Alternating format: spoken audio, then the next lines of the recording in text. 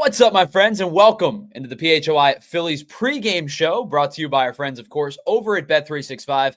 Whatever the moment, it is never ordinary at Bet365. Hello to you, everybody in our chat. Hello to everybody hanging out and watching. And, of course, hello to everybody in our Discord, as always, as we get you set for Game 2 of this day-night doubleheader. Obviously, Game 1 was not supposed to happen today, but the Phils get rained out last night, and so instead they play at 1 o'clock today. 6:45 first pitch, Zack Wheeler versus Chris Sale.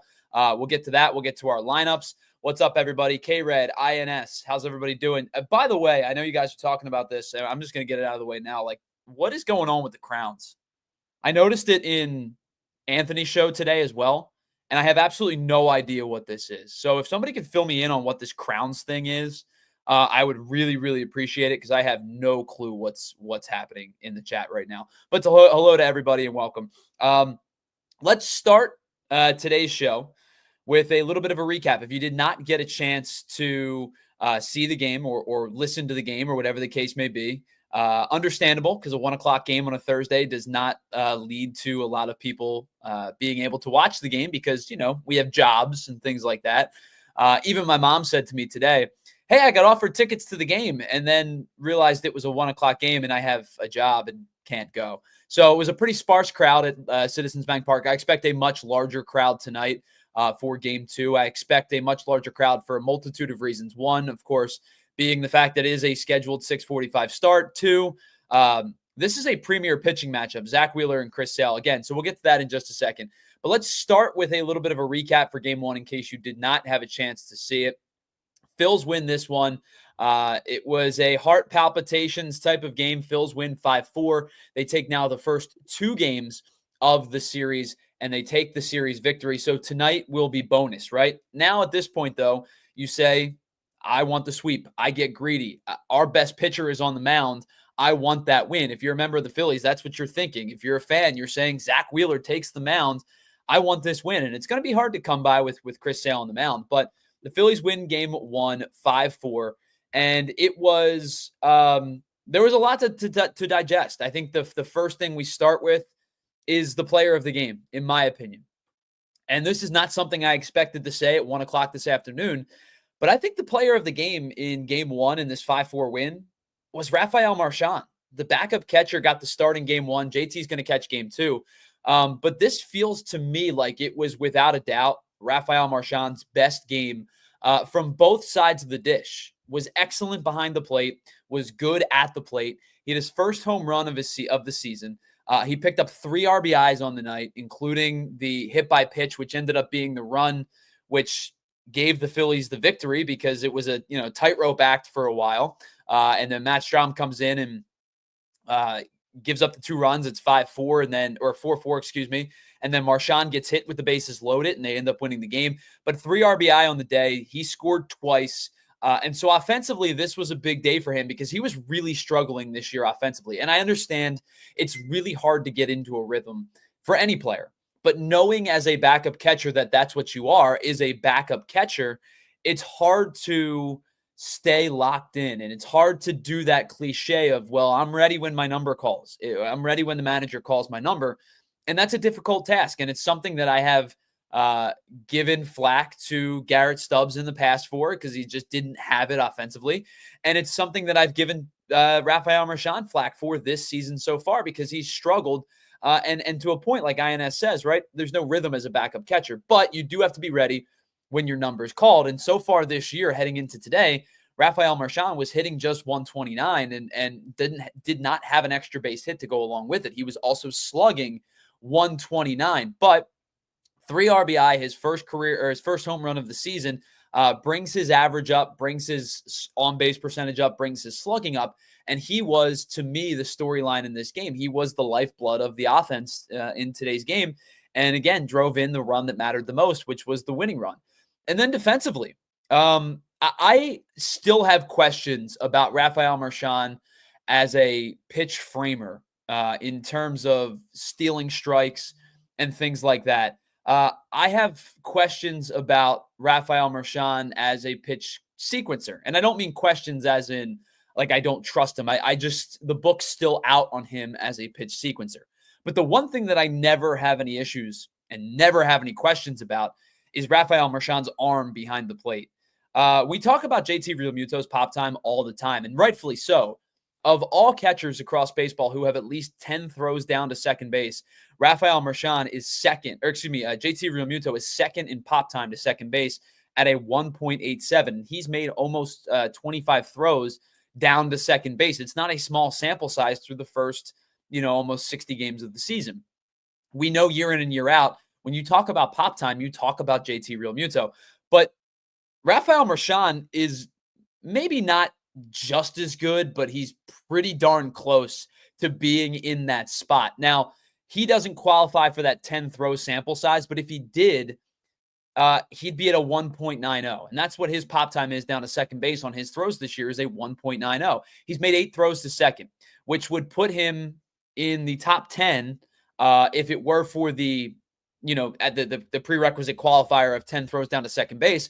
But among catchers who have 5 throws down to second base, which is obviously a smaller sample size, which allows for more catchers, he's still 11th in all of baseball at a 1.90. And that goes to show you the minute, the tiniest little bit of milliseconds that go into a throw down to second base, where JT's second at 1.87, and there are 7 catchers in between JT and Marchan who the difference is 0.03 of a second. But that's not to discredit Rafael Marchan. That's just to tell you how good JT Realmuto is throwing down to third base. But Rafael Marchan was excellent today. And again, it's difficult to come off the bench and not know when your next start is going to be. Now, we've asked Marchan to make more starts this year, or the expectation was for Marchan to make more starts this year as JT Realmuto gets a little bit older. And I wouldn't be shocked. It's been pretty heavy JT, as we kind of expected, maybe even more so than I expected. But it's been pretty heavy JT to start the year, and defensively for rightfully so. He's got a rapport with the pitchers on this staff. Zack Wheeler loves to throw to him. Jesus Luzardo's numbers have been off the charts good since throwing primarily to JT Realmuto. Now, I will say, I think as the summer unfolds, I wouldn't be stunned if Marchan starts to maybe get a second start every now and then per week, just because of fatigue and because of the fact that, we talked about it on Wednesday's show. JT's bat is struggling. He's hitting 228 this season. There's not a lot of gap-to-gap power with JT. Now, he is on pace for, I think, 18 or 19 home runs, which would be more than he hit last year. But I think in total, JT's really struggled, and I think the bat speed has slowed down. So I think as the season unfolds and it gets to a warmer, setting, and it's like 95 every day, I wouldn't be surprised if Marchan maybe starts to sprinkle in a second start during the week. But a really good start for him nonetheless. JT's going to get the start behind the plate tonight. The other storyline, I think, in this one was the bullpen. The bullpen that has been actually pretty darn good as of late. Orion Kerkering's been better. Matt Strahm has been as consistent as you can ask for. Jordan Romano has been much better as of late. He had that one bad outing in Sacramento. And I think between Romano and Wheeler, for them both to say, hey, that mound really sucked. It was not fun. We were falling off the mound. I think there's merit to that. It was a bad outing from Romano. And, you flush it. And then today, Orion Kerkering comes in for Christopher Sanchez and immediately allows an inherited runner to score and ends up getting out of the jam. But the Phillies maintain the lead, but the Braves do score. And then Matt Strahm comes in, probably the guy that I trust in this bullpen the most, and he struggled today. His command wasn't there. Threw a lot of sliders today. Like it didn't seem like he trusted his fastball as much, and maybe that was by design. But he ended up throwing 7 sliders compared to just 5 fastballs. Now, he did sprinkle in 6 cutters as well. And I think that is due in large part to the fact that the Braves had a heavy righty-heavy lineup. So he was trying to run the cutter in on the hands and then use it as a backdoor strike. But he was throwing a lot of breaking balls and really just didn't throw his fastball nearly as much. And Matt Strahm doesn't throw overly hard. But the one thing Matt Strahm does is trust his fastball and trust his stuff. He's willing to attack you up in the zone. He's willing to throw in on your hands. He's willing to throw in over the plate because he trusts his stuff. And I don't think he trusted his stuff today. It was a rare bad outing from Matt Strahm. So he ends up giving up a couple of runs, and the Braves tie the game at 8. And then, of course, Marchan with the bases loaded RBI walk. Another really bad performance out of Daysbel Hernandez, who I think has been really good this year. He came into the series with like a 2.1 ERA. He's given up earned runs in back-to-back outings, but he walked walked 2 in that game. I think he walked 2 in the first game of the series as well. But the Phillies were patient, and they did what they were supposed to do. They scratch out the run. And then Jordan Romano comes into the game, and this is where the tightrope act started. A base hit, 3 walks, but does not surrender a run because he strikes out 2. And Rafael Marchand, as we mentioned, gunned down the base stealer trying to take second base. And that was a huge out with the fact that Romano did not have his best command in today's game. But all in all, the Phillies win this game. It was a good start from Christopher Sanchez. I wouldn't say it was a great start. I thought it was a good start. He went 5 2/3. Command was a little bit lacking. And you could tell he was kind of fighting his command a little bit. I think, in fact, he only threw 47% of his pitches in the zone. That doesn't necessarily tell you the entirety of the story with Christopher Sanchez, because more times than not, he's throwing his changeup out of the zone. He's trying to throw the slider to righties down and in. He's trying to throw the slider to lefties down and away.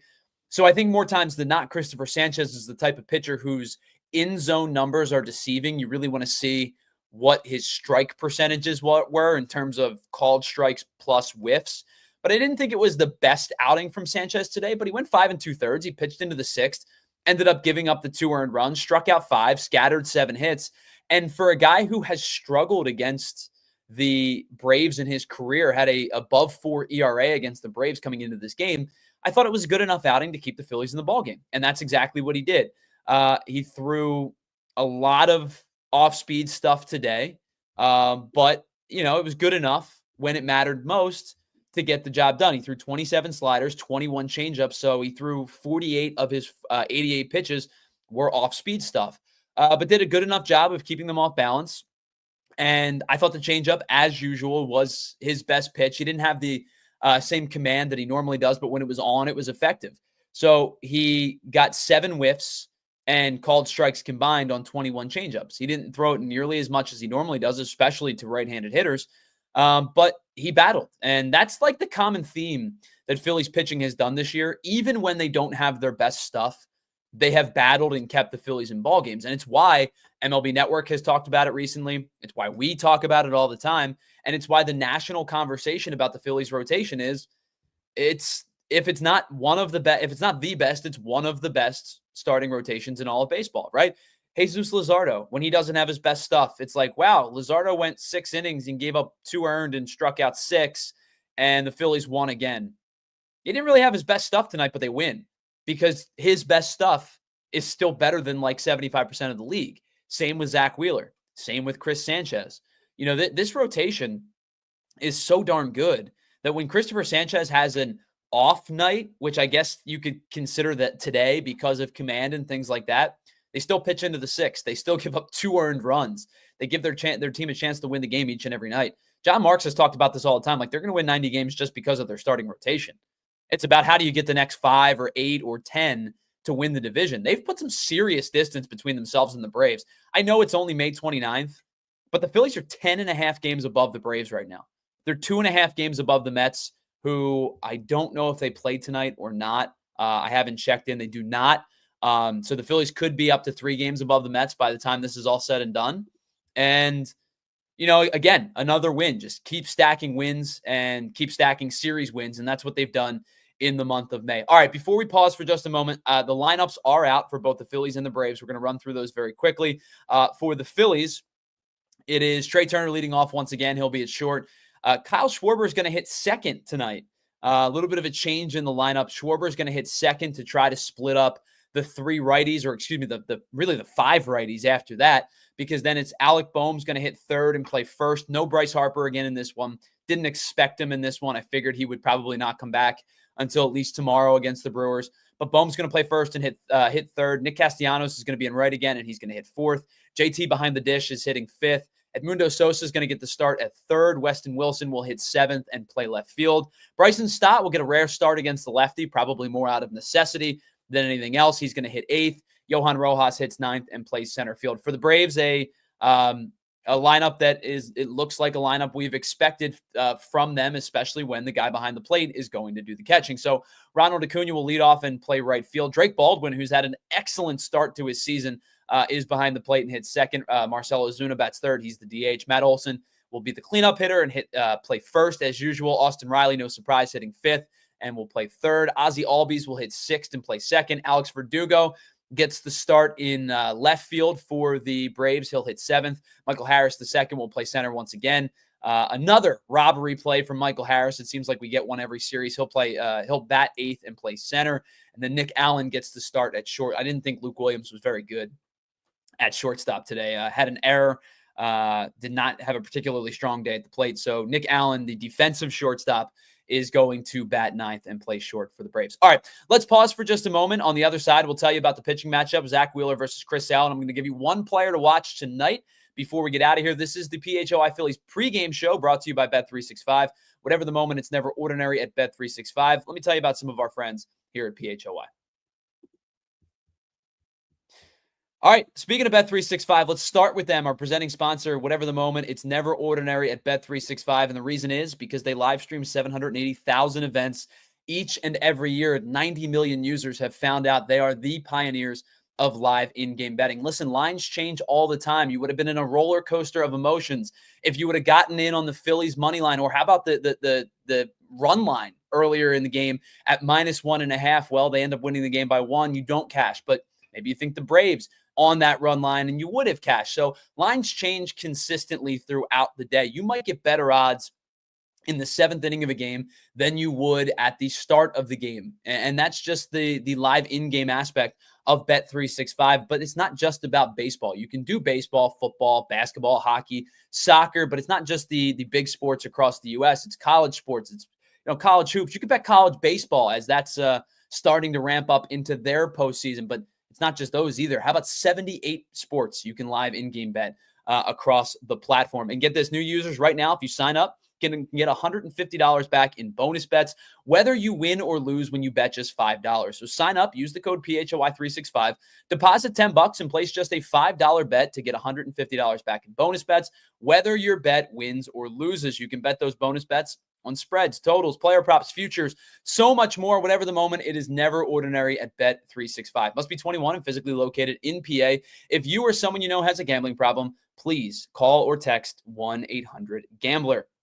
Let's talk about our friends over at Cherry Hill Kia. If you're looking for amazing deals and super low lease payments, KiaofCherryHill.com is the place to be. Memorial Day's over, but the sales are not. They're celebrating the Memorial Day savings all month long on their massive selection of over 450 new Kias to choose from. 40 Tellurides, over 100 Sportages, 35 Carnivals, and so much more, including 80 Kia Souls on the lot right now. And I've got to tell you, Kia is the hottest automotive brand in the country for a reason. 7 of their models received a 2025 Car and Driver Editor's Choice Award. That is amazing considering that there were more than 450 models tested and only 20 received this award. So if you combine that with the best warranty in all of the automotive business, 10 years, 100,000 miles powertrain, and 5 years, 60,000 miles bumper to bumper, you cannot beat the offers that you're going to get at Cherry Hill Kia. So stop in today, tell them PHLY sent you, and you get a $100 restaurant.com gift card just for taking a test drive or